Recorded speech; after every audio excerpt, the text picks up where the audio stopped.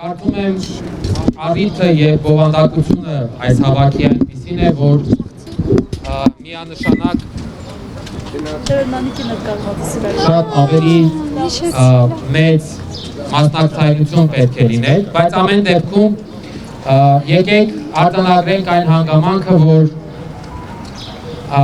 այսօր հավաքվել ենք Հայաստանի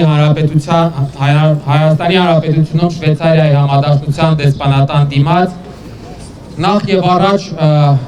մեր շնորհակալությունը հղելու Շվեյցարիայի խորհրդարանի ստորին պալատի ազգային խորհրդի բոլոր այն անդամներին, որոնք որ դեռևս 2024 թվականի դեկտեմբերին ընդունել են բանաձև, որը կոչվում է խաղաղության համաժողով Լեռնային Ղարաբաղի համար, եւ որի հիմնական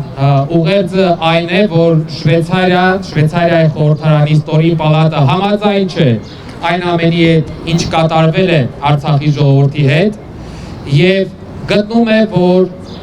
Արցախի ժողովուրդը պետք է հնարավորություն ունենա լսված լինելու, պետք է ձևավորվի հարթակ, որը հնարավորություն կտա Արցախի ժողովրդին ներկայանալու եւ քննարկելու իր իրավունքները, այդ թվում նաեւ վերադարձի իրավունքը։ Գիտեք, սա շատ կարևոր նշանակալի քայլ է եւ ինձ համար անձամբ որևէ ձևով տարօրինակ չէ, որ այդ քայլը հենց նախաձեռնվել է եւ իրականացվել է Շվեյցարիայի նման պետության կողմից, որովհետեւ տարիներով, չեմ սխալվի, դարերով դա մի պետություն է, որը մշտապես իր գործով ապացուցել է, որ բարձր է գնահատում եւ առաջնային է համարում մարդու իրավունքներն ու հումանիզմը եւ պատրաստ է շարունակել լինել այդ հարցում առաջամարտիկ պետություն։ Եվ որպեսզի շատ երկար նախապատմություն չտամ, ուզում եմ ուղղակի եւս մեկ անգամ հիշեցնել, որ այսօրվա հավաքի նպատակներից մեկը նաեւ նա է, որ մեր խնդրանքը ուղղենք Շվեյցարիայի խորհրդարանի վերին պալատի պատգամավորներին, թվով 46 հոգի,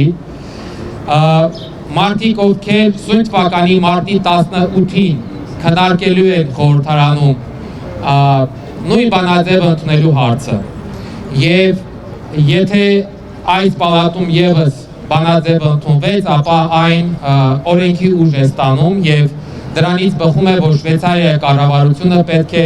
համապատասխան քայլերը ձեռնարկի այդ բանաձևում ամրագրված պարտավորությունները եւ պատասխանատվությունը ի կատար ածելու համար։ Ես ուզում եմ այստեղ հավաքված բոլորի անունից եւ 100 հազարավոր մեր հայրենակիցների անունից դիմել Շվեյցարիայի կանտոնների խորհրդի կամ պարլամենտի վերին պալատի անդամներին եւ ասել, որ ստորին պալատի կողմից ընդունված բանաձևը մեր ժողովրդի համար որպես հույսի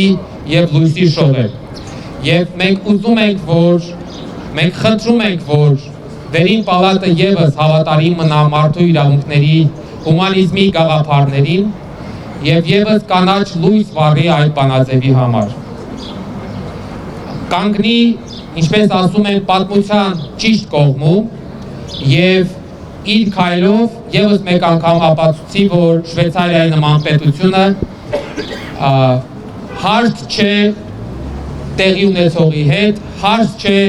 150,000 անձանց բռնի տեղահանության, էթնիկ զտման, նրանց պատմական մշակութային ժառանգության ոչնչացման, նրանց հայրենազրկման հանգամանքի եւ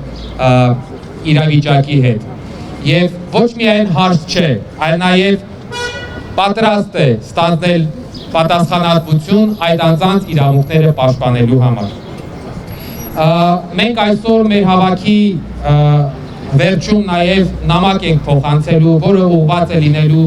Շվեյցարիայի արտաքին գործերի նախարարին, որը ըստ էության եւս խնդրանք է պարունակում կառավարության դիրքորոշումը հօգուտ այդ բանաձևի արտահայտելու եւ հօգուտ մարդկանց խախտված իրավունքների վերականգնման արտահայտելու։ Ես ուզում եմ հիմա խոսքը փոխանցել Ալվարդին, այնուհետև խոսքը կտանք Արցախի Հանրապետության ազգային ժողովի նախագահի պարտականությունների կատարող պարոն Բաղունցին, որպեսզի հայերենով տեքստը ներկայացնի նամակի եւ ամենավերջում ես կարճ անգլերենով եւս կարճ ուղերձ կհղեմ շվեյցարացիներին, Շվեյցարիայի պատգամավորներին եւ այդպիսով կամփոփենք մեր հավաքը։